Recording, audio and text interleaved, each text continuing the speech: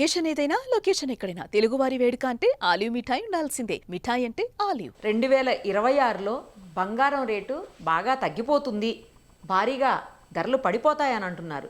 అది నిజమా? లేకపోతే ఇలాగే కంటిన్యూ అవుతుందా? లేదంటే ఇంకా పెరుగుతుందా? ఇవన్నీ మనం ప్రస్తుతం మనతో పాటు లైవ్ కాల్లో అందుబాటులో ఉన్నటువంటి మార్కెట్ అలాగే ఐటీ అనలిస్ట్ అయిన ప్రశాంత్ గారిని అడిగి తెలుసుకుందాం. నమస్తే అండి ప్రశాంత్ గారు. నమస్తే అండి నిర్మల గారు. ఏంటండి పరిస్థితి? వచ్చే సంవత్సరం బంగారం తగ్గిపోతుంది భారీగా అని చెప్తున్నారు. ఏంటో అసలు ఈరోజు అయితే నేను వాట్సాప్లో ఒక న్యూస్ వచ్చింది, నాకు 60-70 వేలకు పడిపోతుంది అని చెప్పేసి. అసలు అది పాసిబుల్ కాదని నాకు కూడా తెలుసు, అందరికీ తెలుసు. బట్ ఎందుకో ఆ న్యూస్ స్ప్రెడ్ అవుతుంది. మరి నిజంగా తగ్గుతుందా లేకపోతే పెరుగుతుందా, అలాగే కంటిన్యూ అవుతుందా?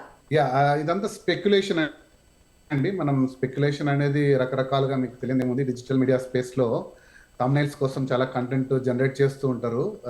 సో బంగారం అనేది హైలీ స్పెక్యులేటివ్ కమాడిటీ అయిపోయింది ఇప్పుడు. ఎందుకంటే ఒక 2 సంవత్సరాల్లో ఎంతో ఎత్తుకి అంటే చాలా ఫాస్ట్గా రేటు పెరిగింది కాబట్టి ప్రతి ఒక్కరు కూడా మార్కెట్ని అంచనా వేయగలిగిన వాళ్ళు, వేయలేని వాళ్ళు ప్రతి ఒక్కరు కూడా దీంట్లో తమ అభిప్రాయం చెప్తున్నారు. కాబట్టి మీరు అంత స్థిరంగా ఉంటుంది, పెద్ద మార్పు ఉండదంటే పెద్ద న్యూస్ ఐటమ్ కాదు కదండి. 60,000 70,000 అనగానే పెద్ద న్యూస్ ఐటమ్ అవుతుంది. అని మనం కూడా ప్రతిసారి దీన్ని ఒక సిస్టమేటిక్ గా మనం ప్రతి అంశాన్ని కూడా చూస్తూ ఎందుకు పెరుగుతుంది, పెరిగిన రీజన్స్ ఏంటి, ఒకవేళ అంతగా పడిపోవాలంటే పడిపోయే కారణాలు ఏంటి అని మనం ఎప్పుడు విశ్లేషించుకున్నాము. నా వరకు అయితే నేను వెరీ క్లియర్ గా చెప్పాను, అంతగా పడిపోయేంత కారణాలు ఏం కనపడట్లేదు. ఎందుకంటే బంగారం ధర ఖచ్చితంగా పడాలంటే డాలర్ ఈ రోజుకున్న వాల్యూకి డబల్ అయిపోవాలి. అంటే డాలర్ ఎప్పుడు బలంగా ఉందనుకోండి, ప్రపంచంలో ప్రతి పెట్టుబడిదారులు అందరూ కూడా అంటే రీటైల్ కానీ లేదా దేశాలు కానీ డాలర్లని ఎక్కువగా హోల్డ్ చేసుకోవడానికి ట్రై చేస్తాయి. డాలర్ కొత్తగా బలం పడే సంకేతాలు నాకేం కనపడట్లేదు. పైపచ్చు ఇంకా ఈ డాలర్ కూడా ఇంకా పడిపోతుంది. ఎందుకంటే యుఎస్ ఫెడ్ డిసెంబర్ మిడ్లో రేట్స్ తగ్గిస్తాయి అని ఒక అంచనా ఉంది, అంటే ఫెడ్ రేట్స్. సో మనకు కదా ఆర్బీఐ ఉన్నట్టు అక్కడ ఫెడరల్ బ్యాంక్ ఉంది. వాళ్ళు ఇంట్రెస్ట్ రేట్ తగ్గించినప్పుడు వాటి ఇంపాక్ట్ ఏంటంటే హోమ్ లోన్స్, పర్సనల్ లోన్స్ అన్ని కూడా తగ్గుతాయి. తగ్గినప్పుడు మోర్ డాలర్స్ వస్తాయి మార్కెట్లోకి. అంటే డాలర్ కొంచెం దాని పొజిషన్ డౌన్ అవుతుంది. ఎక్కువ మనీ ఉందనుకోండి, ఇన్ఫ్లేషన్ పెరుగుతుంది. అలాంటప్పుడు డాలర్ వైపు కాకుండా జనాలు బంగారము, తర్వాత వెండి, ఇటువంటి వాటి మీద ఇన్వెస్ట్మెంట్స్ చేసుకుంటారు. సో ఇది ఫస్ట్ రీజన్ డెఫినెట్గా.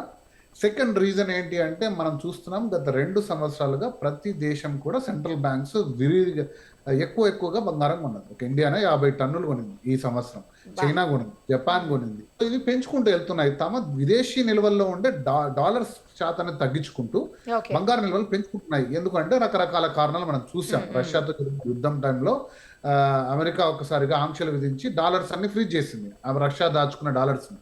ఒక్కసారిగా ఇలాంటి పరిస్థితి మనకు వస్తే ఏంటని విదేశీ పరిస్థితులు, వార్స్ అంటూ, ఎకనామిక్ శాంక్షన్స్ అంటూ రకరకాలుగా ఉన్న పరిస్థితుల్లో డాలర్ ఒక అమాంతంగా పెరిగిపోయి బంగారు పడిపోయే అసలు ఎటువంటి ఇండికేషన్ కూడా నాకైతే కనపడట్లేదు. సో ఇలాగే కంటిన్యూ అవుతుంది, అయితే పెరుగుతుందేమోనన్న డౌట్ కూడా ఉంది కొందరిలో.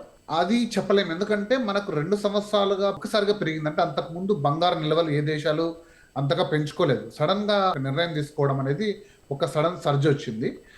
అది కాకుండా డాలర్ అనేది ఒక ఆర్థిక పరిస్థితి కూడా 2 సంవత్సరాలుగా చూస్తే అంత బాగోలేదు. ఆ రెసెషన్స్ రావడము, తర్వాత డాలర్ పైన నమ్మకం సన్నగిలింది. కాబట్టి ఇన్వెస్టర్లు అందరూ కూడా బంగారం వైపు ఒకసారిగా పరుగు పెట్టారు. సో ఇప్పుడు అలానే ఉంటుందంటే మనం చెప్పలేం. కానీ బంగారు ఎప్పుడు కూడా హొరైజన్ లాంగ్ టర్మ్ లో ఈ బంగారు ఎప్పుడు కూడా రిటర్న్స్ ఇస్తుంది, మంచి రిటర్న్స్ ఇస్తుంది.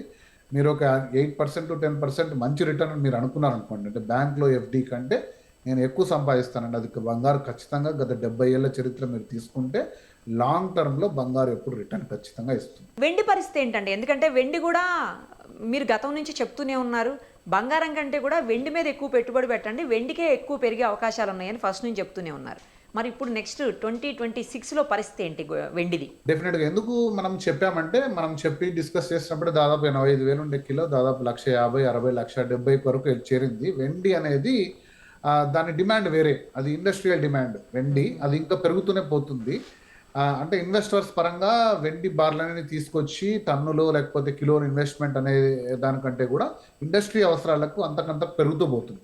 సో కాబట్టి వెండి డిమాండ్ అనేది డెఫినెట్గా నెక్స్ట్ 5 yearsలో, ఎందుకంటే అవి వాడే ఇండస్ట్రీస్ ఎక్కువగా ఎలక్ట్రానిక్, ఈవీ, సోలారు, అంటే వీటి మీద ఇన్వెస్ట్మెంట్స్ నెక్స్ట్ 5 yearsలో ప్రతి కంట్రీ కూడా రిన్యూవబుల్ ఎనర్జీస్. ఇప్పుడు మనమే చూసాం సడన్గా ఎన్ని ఎలక్ట్రిక్ టూ వీలర్స్ కానీ కార్స్ కానీ సోలార్ యొక్క ఇప్పుడు ఇండియన్ గవర్నమెంట్ ఎంతగా ఎంఫసిస్ చేస్తుంది ప్రతి ఇంటికి కూడా సోలార్ విద్యుత్ కావాలని.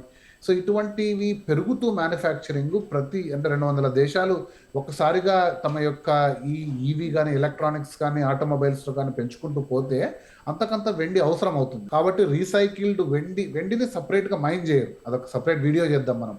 బంగారు వెండి అసలు ఎలా జరుగుతుంది మైనింగ్, ఎన్ని టన్నులు ఉంది భూమిలో, ఎంత తీశారు, ఎంత ఉంది. చాలా మంది అడుగుతుంటారు నాకు ఫ్రెండ్స్.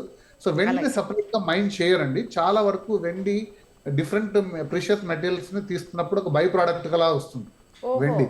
సో అది వచ్చిన దాన్ని మనం అవసరాలకు వాడుకుంటాం, మాక్సిమం టైం రీసైకిల్ చేస్తుంటాం. సో ఇండస్ట్రియల్ పరంగా కూడా ఈ రీసైక్లింగ్ అవసరాలు ప్లస్ కొంచెంగా ఇంపోర్ట్ చేసుకుంటూ దాని డిమాండ్ అనేది పెరుగుతుంది. సప్లై అంతకంతకు చేయలేకపోతున్నారు కాబట్టి వెండి రేట్లు ఖచ్చితంగా పెరుగుతాయి. ఇంత నిర్దిష్ట శాతం నేను చెప్పలేను, కానీ డెఫినెట్గా వెండి స్థిరంగా బంగారు కంటే ఎక్కువ రిటర్న్ ఇస్తుందని నేనైతే బలంగా నమ్ముతాను. సూపర్, అసలు థ్యాంక్ యూ అండి, థ్యాంక్ యూ సో మచ్.